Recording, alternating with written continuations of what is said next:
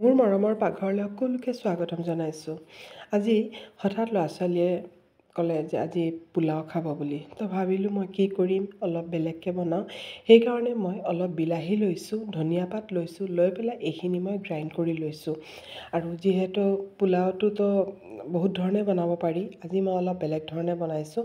মই মিঠাতেল লৈছোঁ, লৈ পেলাই ইয়াত জিৰা দিছোঁ আৰু পিঁয়াজ দিছোঁ। পিঁয়াজো মই অলপ কমকৈয়ে দিছোঁ কাৰণ মই ভেজিটেবল পোলাও বনাম।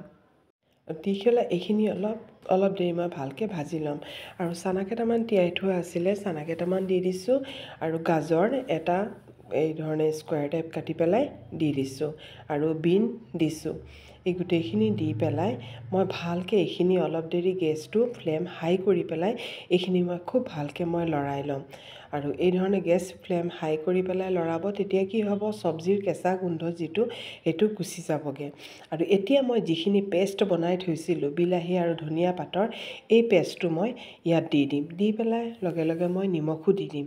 আৰু নিমখ দি মই এতিয়া হালধি পাউডাৰ, জলকীয়া পাউডাৰ আৰু ধনিয়া আৰু জিৰা, গোলমৰিচ ইয়াত মানে চব আছে, গোটেই মছলাখিনি আছে ইয়াত দি দিম। আৰু গোটা গৰম মছলাখিনিও মই ইয়াত দি দিছোঁ। মই একেবাৰে চিম্পুলভাৱে বনাইছোঁ আৰু একেবাৰে সহজভাৱে বনাইছোঁ। আৰু এটা কথা এইদৰে কিয় বনাইছোঁ জানে, আজি জহা চাউলো দিয়া নাই, মই পোলাওৰ একো চাউল দিয়া নাই। ঘৰত নতুন খোৱা চাউল আছিলে, ভাত খোৱা চাউল, সেই ভাত খোৱা চাউলৰে মই বনাইছোঁ। সেইকাৰণে অলপ টেষ্টটো মই বেলেগ কৰি দিছোঁ তাতে, যাতে পোলাওখিনি অলপ ভাল টেষ্ট এটা আহে। এতিয়া মই চাউলখিনি দি দিছোঁ। চাউলখিনি দি পেলাই এই ধৰণে মই ভালকৈ লৰাই ল'ম। আৰু এনেইতো পোলাওৰ বাচমতি ৰাইচ বা জহা চাউল হ'লেতো আৰু পোলাও এনেই বনালেও ভাল লাগে, কিন্তু ভাত খোৱা চাউলৰে এনেই পোলাও বনালে কেতিয়াও ভাল নালাগে। সেইকাৰণে মই এই ধৰণে বনাবলৈ চেষ্টা কৰিছোঁ।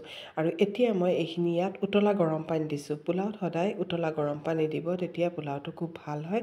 আৰু ইয়াত মই অলপ গৰু ঘিউ দি দিছোঁ। আৰু মই একেবাৰে কম তেল ব্যৱহাৰ কৰি পোলাওটো বনাইছোঁ, যিহেতু ঘৰতে খাম মই, সেইকাৰণে মই একেবাৰে কম তেল ব্যৱহাৰ কৰি পেলাই পোলাওটো বনাইছোঁ। আৰু চাউলখিনি মই অলপ দেৰি তিয়াই থৈছিলোঁ, সেইকাৰণে মই পানী একেবাৰে কমকৈ দিছোঁ।